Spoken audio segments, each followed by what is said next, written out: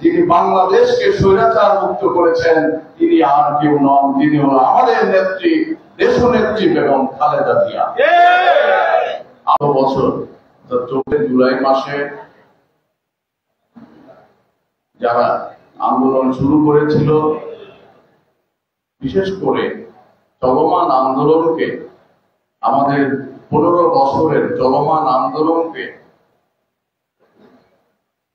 যারা সফলতার দিকে নিতে আমাদের সঙ্গে কাঁধে কাঁধ মিলিয়ে রাজপথে নেমে এসেছিল, এবং সেই আন্দোলনে, ফ্যাসিবাদ বিরোধী আন্দোলনে 15 বছর এবং গত জুলাই আগস্ট মাসে যারা শহীদ হয়েছেন তাদের রুহের মাগফিরাত কামনা করে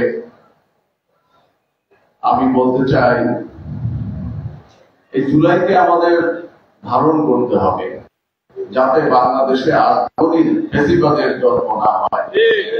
এটা আমাদের সম্পদ, এই জুলাই আমাদের সম্পদ। এই জুলাই থেকে আমরা প্রেরণা নিব, আমরা শক্তি নিব। যেমন করে আমরা শক্তি নেই আমাদের 71 থেকে, 71-এ আমাদের ভিনদেশী আমাদেরকে যারা শাসন শোষণ করত, সেই পশ্চিমাদেরকে আমরা বিতাড়িত করেছিলাম, সে 71-কে আমাদের ধারণ করতে হবে। আমাদের ধারণ করতে হবে 90-কে। 90-এর স্বৈরাচার বিরোধী আন্দোলনে আপনারা জানেন যে অসংখ্য নেতাকর্মী জীবন দিয়েছিল এবং দেশকে স্বৈরাচার মুক্ত করে দেশে গণতন্ত্র প্রতিষ্ঠিত করেছিল। সেই 90-কে আমাদের ধারণ করতে হবে। এই তিনটি, 71, 90 এবং 24 জুলাই, এই তিনটি চেতনাকে আমাদের সবসময় ধারণ করতে হবে।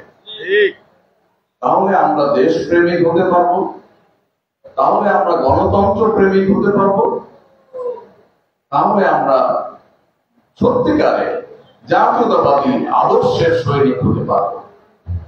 আমরা যদি সত্যিকারের জাতীয়তাবাদী আদর্শের সৈনিক হই তাহলে আমাদের ভেবে দেখতে হবে এই তিনটি সংগ্রামের সঙ্গে কারা জড়িত ছিল।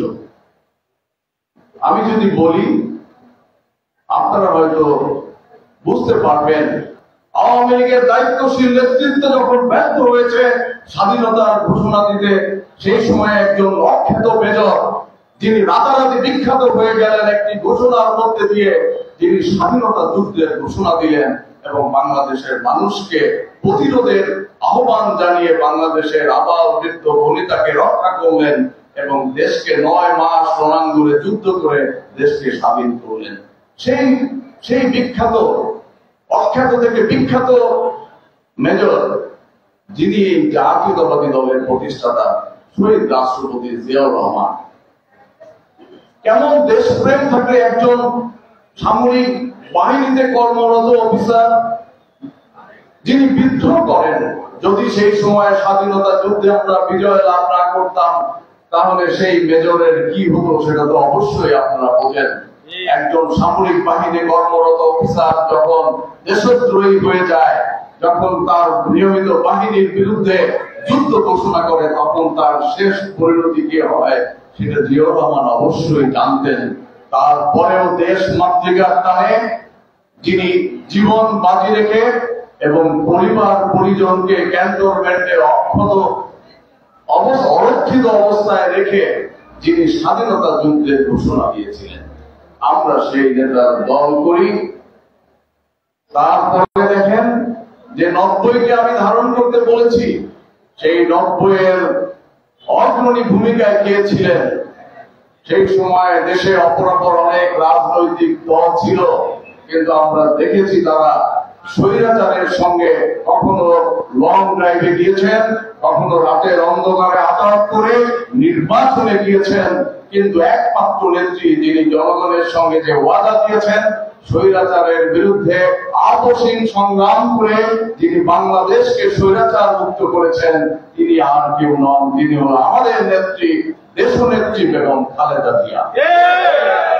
আবার দেখেন দীর্ঘ 15 বছর যিনি দেশে থাকতে পারেন নাই, মিথ্যা মামলায় যাকে ফাঁসিয়ে দেওয়া হয়েছিল, দেশে আসতে দেওয়া হয় নাই, তার নেতৃত্বে সেই সুদূর ৮,০০০ কিলোমিটার দূরে থেকে যিনি নেতৃত্ব দিয়ে আমাদের দলকে সংগঠিত করেছেন, আমাদেরকে নেতৃত্ব দিয়েছেন, নির্দেশনা দিয়েছেন, এবং যার নির্দেশনা পেয়ে আমরা রাজপথে থেকে এই ফেসিবাদের বিরুদ্ধে জীবন বাজি রেখে লড়াই সংগ্রাম করেছি, তিনি হলো আমাদের নেতা জনাব তারেক রহমান।